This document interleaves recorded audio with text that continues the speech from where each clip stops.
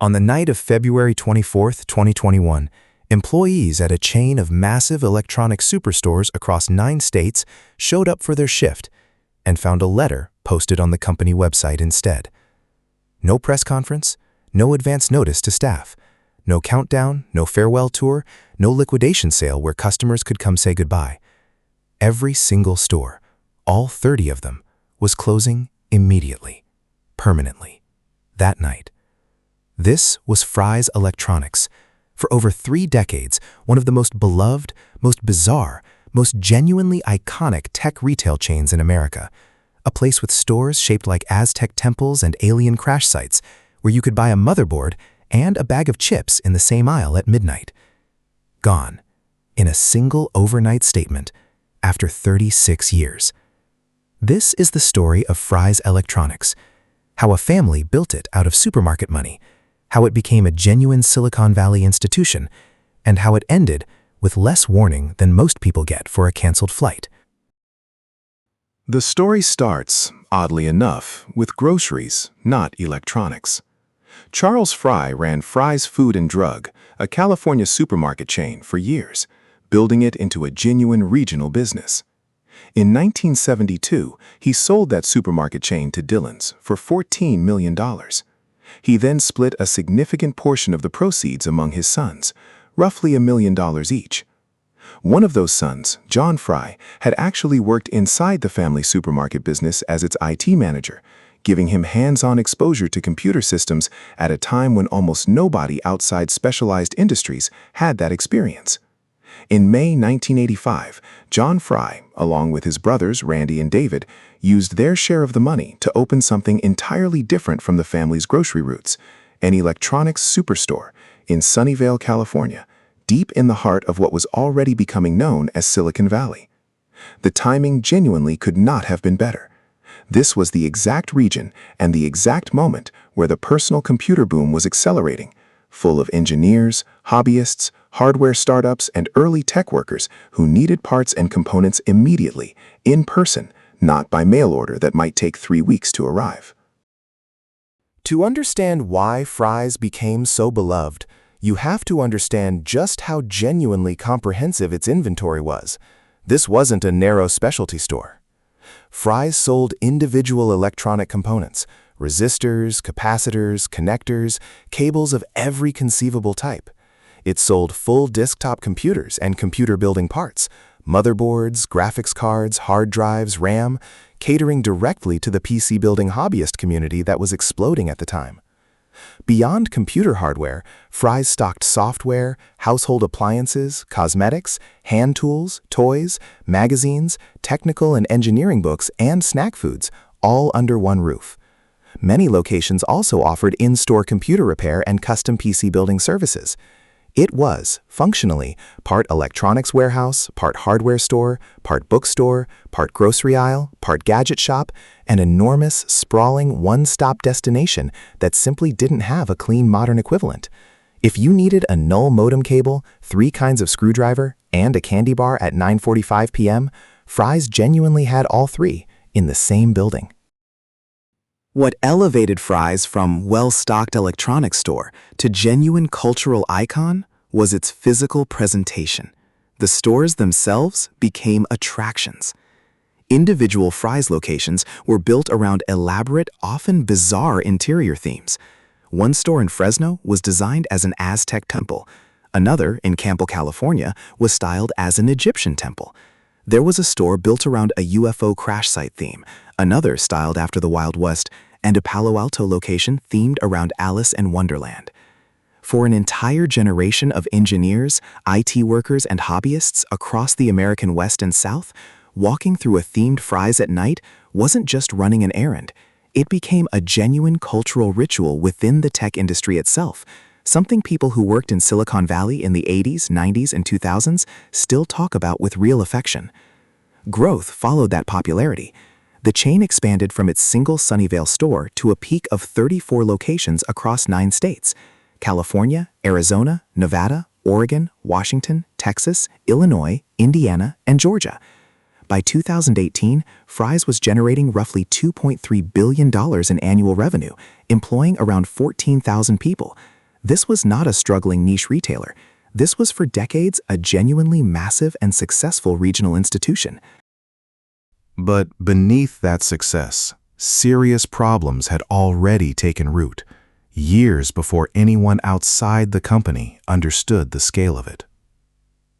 In 2008, it emerged that Fry's vice president of merchandising and operations, a man named Ausaf Umar Siddiqui, had been running a kickback scheme with the company's vendors for years. The scheme worked by essentially selling favorable treatment, better shelf placement, priority stocking, to vendors in exchange for personal kickbacks, rather than decisions being made in the company's actual commercial interest. Siddiqui personally pocketed an estimated $65 million through the scheme.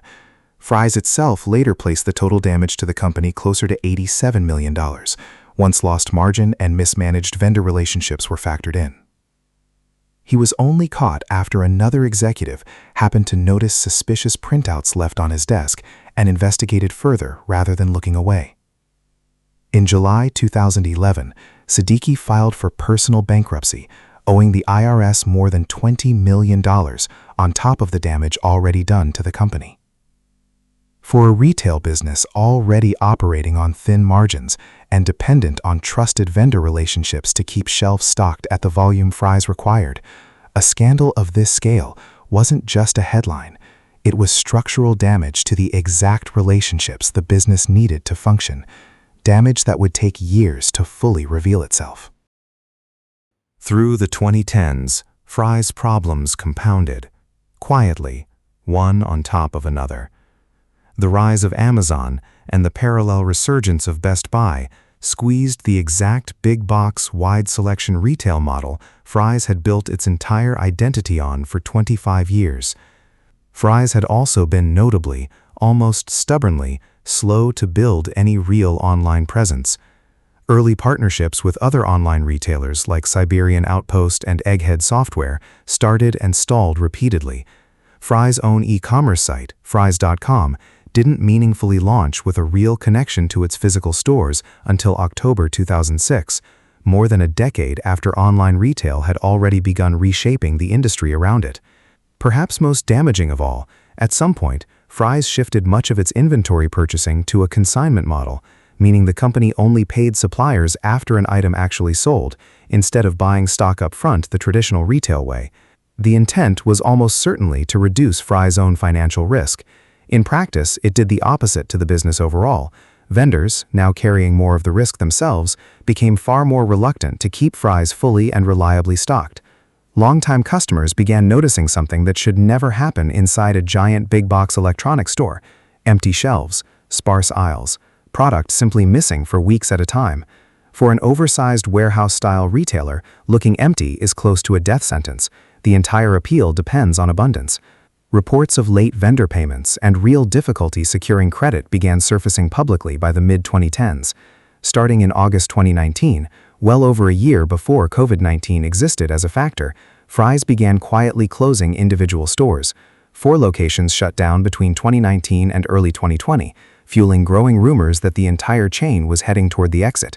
Then came COVID-19, and for a retailer already this structurally fragile, it acted less as a cause of death than as a final, decisive push. On February 24, 2021, Fry's posted a short statement to its website. It cited, in the company's own words, changes in the retail industry and the challenges posed by the COVID-19 pandemic, and announced that all remaining stores and the online store were closing immediately and permanently. There was no extended liquidation sale, no going out of business countdown that loyal customers could visit one last time to say goodbye. Employees weren't given advance individual notice before the public announcement. Customers who had equipment sitting in the store for repair were simply told they'd be contacted later about how to retrieve it. Bay Area local news confirmed the closure that same evening, essentially reporting on it in close to real time as it unfolded. 30 stores across 9 states closed in a single overnight stroke, bringing a 36-year history to an end with barely any public warning at all.